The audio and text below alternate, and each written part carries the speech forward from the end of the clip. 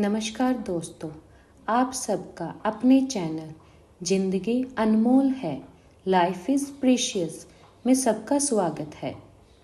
राजस्थान के एक छोटे से गांव में सीता का जन्म हुआ था। पिता किसान थे और माता गृहिणी। सीता बचपन से ही पढ़ाई में बहुत तेज थी। स्कूल की अध्यापिकाएं अक्सर कहती, यह लड़की बहुत होशियार है, बड़ी होकर जरूर अफसर बनेगी। सीता मासूम मुस्कान के साथ कहती, मैं जज बनूंगी, लोगों को न्याय दूंगी। बचपन में सभी लड़कियां गुड़िया और गुड्डों के साथ खेलती, लेकिन सीता तो गांव की गलियों में एक कोने में बैठकर अपनी किताबें पढ़ती रहती, क्योंकि उसका एक ही सपना था, न्यायाधीश बनने का। सीता के गांव में अक्सर छोटी उम्र में ही लड़कियों की शादी करा दिया करते थे। ऐसे ही बीए की पढ़ाई पूरी होते ही सीता की शादी भी तय कर दी गई। सीता की शादी सरकारी बाबू से हुई थी। सीता ने ससुराल में कदम रखा तो उस पर जिम्मेदारियों का पहाड़ टूट पड़ा। खाना पकाना, घर संभालना, यही उसकी दिनचर्या बन गई। और साथ में शादी के 5 साल में ही सीता के 3 बच्चे हो गए। अब तो उसका पूरा दिन बच्चों को संभालना और घर के काम काज में निकल जाता। कभी अकेले में वह आईने में खुद से कहती, सीता तुम्हारे सपने कहाँ खो गए। लेकिन अगले ही पल चूल्हे का धुआं, सास ससुर की बातें और बच्चों की रोने की आवाज उसके सपनों को दबा देती। एक दिन गांव के पास मेला लगा। झूले, मिठाइयाँ, रंग बिरंगे कपड़े, हर जगह रौनक थी। सीता बच्चों के साथ घूम रही थी। उसकी नजर एक छोटी सी दुकान पर पड़ी। वहां सुंदर लड्डू गोपाल की मूर्तियां रखी थी। एक लड्डू गोपाल की सुंदर सी मूर्ति को देखकर सीता का मन खुश हो गया। उसको ऐसे लगा जैसे लड्डू गोपाल उसे कह रहे हों, मुझे घर ले चलो। और तभी उसने मूर्ति खरीद ली। घर लौटकर उसने बड़ी श्रद्धा से गोपाल को स्नान करवाया, पीतांबर पहनाए, तुलसी दल, माखन का भोग लगाया। और शाम के समय आरती करते हुए सीता की आंखों से आंसू बह निकले। उस दिन के बाद से सीता की दिनचर्या बदल गई। हर सुबह और शाम को वह लड्डू गोपाल जी की सेवा करती। धीरे धीरे उसने महसूस किया कि उसके मन में नई शक्ति और विश्वास भर रहा है। कुछ समय बाद सीता को मालूम पड़ा कि उसके गांव के पास ही एक नया सरकारी कॉलेज खुला है, जिसमें LLB की भी डिग्री मिलती है। यह बात सुनकर वह लड्डू गोपाल जी की मूर्ति के पास गई और उसे ऐसे लगा जैसे लड्डू गोपाल जी उसे कह रहे हों, सीता तुम इस कॉलेज में एडमिशन ले लो। और उसने यह मन की बात अपने परिवार वालों को बताई। पहले तो सबने विरोध किया, लेकिन सीता की जिद के आगे उसका एडमिशन LLB में करवा दिया गया। सीता ने दृढ़ निश्चय के साथ कॉलेज में जाना शुरू किया, लेकिन साथ में ही घर की जिम्मेदारियां, सास ससुर की सेवा और बच्चों का भी ख्याल उसको रखना पड़ता था। लेकिन उसके मन में एक विश्वास था कि यह लड्डू गोपाल ने मुझे इशारा किया है तो इसमें कुछ ना कुछ मेरे लिए अच्छा ही होगा। सीता को लगने लगा कि वह अब अपने अधूरे सपनों को पूरा कर पाएगी। सीता अब मन लगाकर पढ़ने लगी। जब घर के सभी सदस्य सो जाते, तब वह रात को अपना किताबें लेकर बैठती और उसे पता ही नहीं चलता कि कब वह पढ़ते पढ़ते सो गई।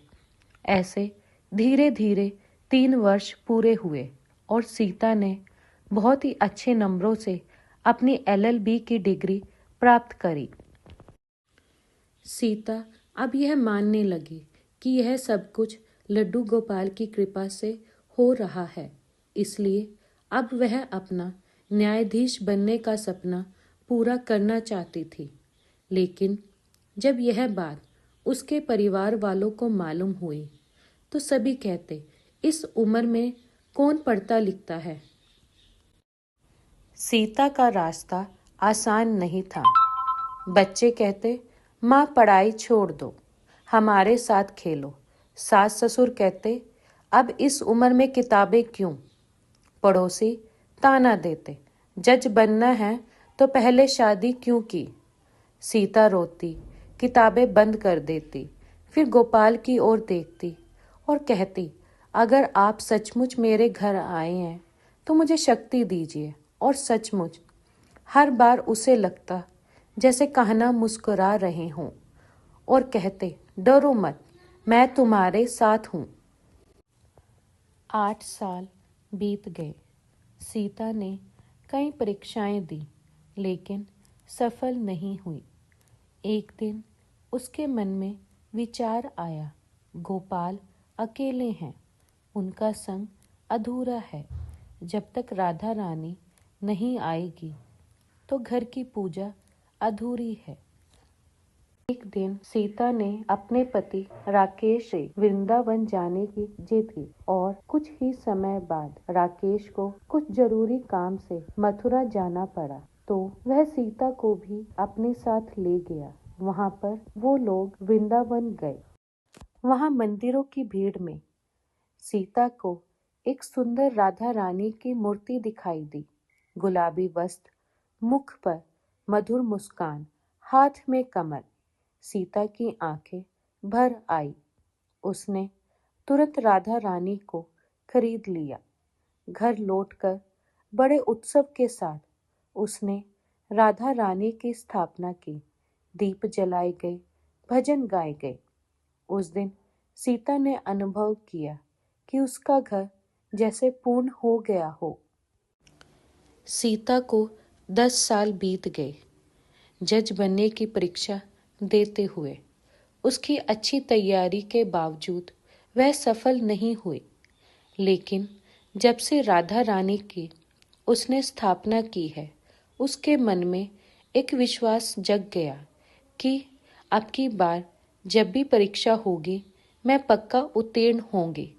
इस विश्वास के साथ उसने फिर से मन लगाकर एक दृढ़ निश्चय के साथ राधा रानी और लड्डू गोपाल जी को स्मरण कर फिर से मेहनत करने लगे।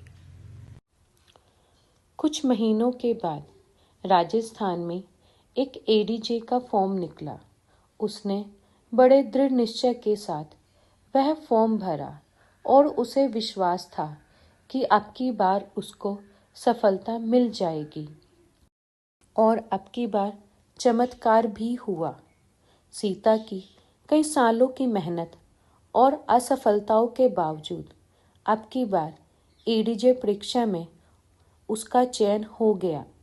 सीता ने जब रिजल्ट देखा तो वह रो पड़ी।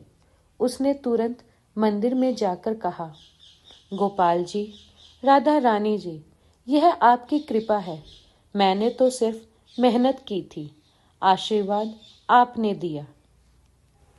सीता के रिजल्ट को देखकर अब उसके परिवार वाले खुशी मनाने लगे और उसके पति ने गर्व से कहा, सीता, तुमने साबित कर दिया कि आस्था और मेहनत मिलकर असंभव को संभव बना देते हैं।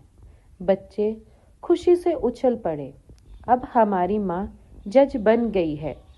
सीता ने एडिशनल डिस्ट्रिक्ट जज का कार्यभार संभाल लिया। न्यायालय में बैठते समय वह मन ही मन गोपाल और राधा रानी को हमेशा याद करती। हर सुबह पूजा करके ही वह ऑफिस जाती। उसके आदेशों में ईमानदारी और करुणा झलकती थी। गांव और परिवार की महिलाएं उससे प्रेरणा लेने लगी। जो पहले कहते थे इस उम्र में पढ़ाई क्यों, अब वही कहते हैं, देखो आस्था और मेहनत से क्या नहीं हो सका। सीता की कहानी हमें सिखाती है भगवान सीधे चमत्कार नहीं करते, वे हमें आस्था और शक्ति देते हैं। देर से सही, लेकिन अगर हम डटे रहें तो सपने पूरे होते हैं। लड्डू गोपाल और राधा रानी केवल मूर्तियां नहीं हैं, बल्कि प्रेम, विश्वास और संकल्प के प्रतीक हैं। आज भी जब सीता अदालत में बैठती है तो पहले मन ही मन कहती है, जय श्री राधे गोपाल, और यह उसकी सबसे बड़ी शक्ति है। अगर आप सबको यह कथा पसंद आई है, please like, share and subscribe my channel. धन्यवाद।